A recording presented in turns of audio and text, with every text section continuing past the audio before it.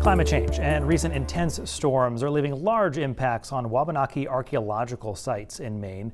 Now, tribal nations and University of Maine professors and students are working with Acadia National Park to use indigenous methods to slow the impacts of our changing environment. News Center Maine's Raya Wooten tells us how connection to the land can sometimes encourage protection.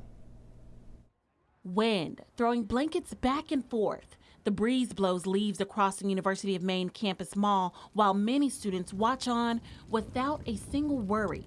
Other students like Olivia Olson in the university's archaeology lab have their attention set on how climate change is impacting coastal environments and the archaeological sites in Acadia that she studies. The Gulf is warming really fast, faster than a lot of places in the world, putting the sites that Olson researches at risk. There are definitely direct consequences that we can see locally from global environmental degradation. The shoreline erosion and sea level rise and increasing storm intensity is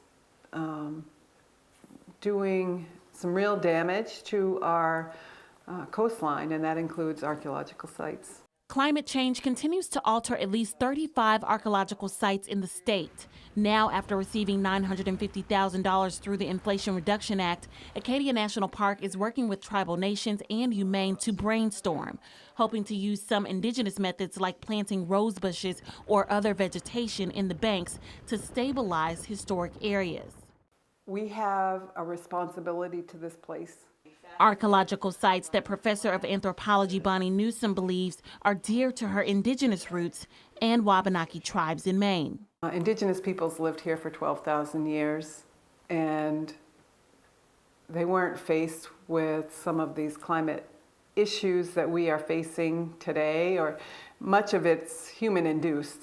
Eroding coastlines and intense storms leave artifacts like these exposed and washed up at shores, and leave Newsom fearful for the loss of bits and pieces of history and the land that she and others are so connected to. We have nothing if we don't have the earth and the sun and the water. We depend on that. In Orono, Raya Wooten, News Center Maine. And Newsom says their goal is to find ways to protect sites that are at risk without also harming other areas.